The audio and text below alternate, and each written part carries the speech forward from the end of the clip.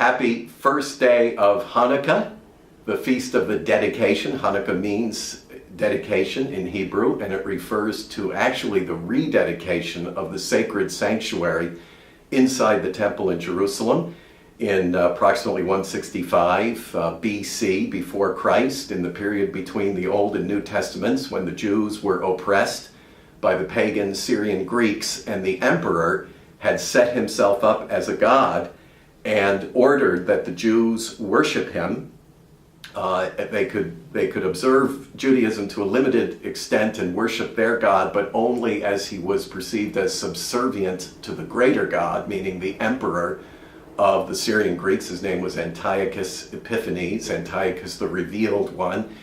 And the Jews revolted. They rebelled against that order, and led by Judah Maccabee, Judah the Hammer, a small band of Jews waged a war of attrition against the Syrian Greeks, miraculously were able to reclaim the temple, which had been polluted by an idol to Zeus, as well as to the emperor.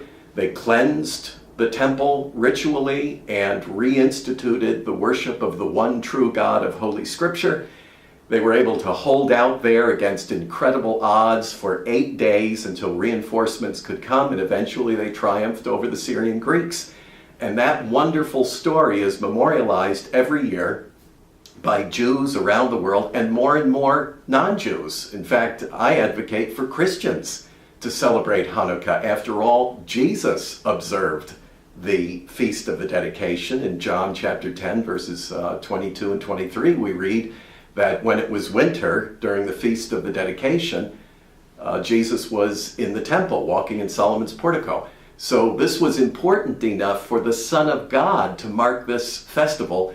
It ought to be important enough to us. Why? Because it's all about being faithful to God, to our deepest convictions, being bold and courageous and reclaiming what has been lost to culture and civilization. It is certainly about religious freedom, the freedom to worship God. And this is a wonderful story. So I'm going to light the Hanukkah lights with you.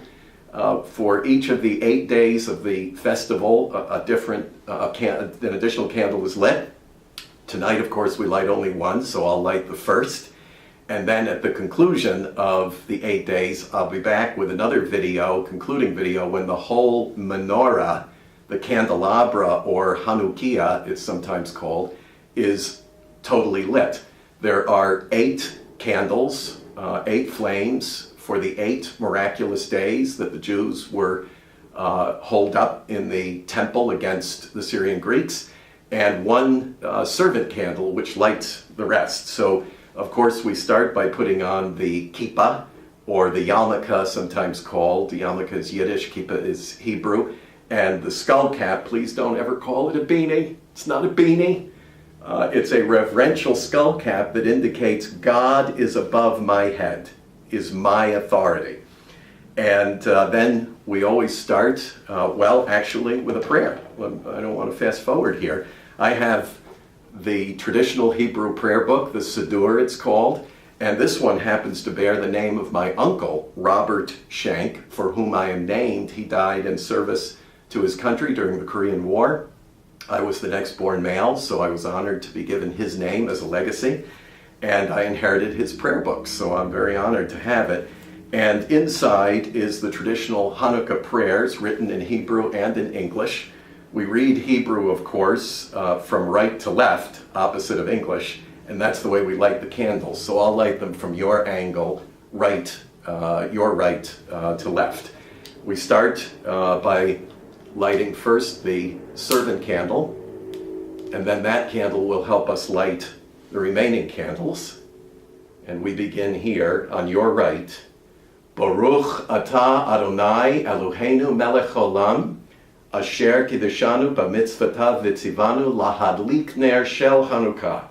Praise be thou, O Lord our God, ruler of the world, who has sanctified us by thy commandments and bidden us kindle the Hanukkah lights.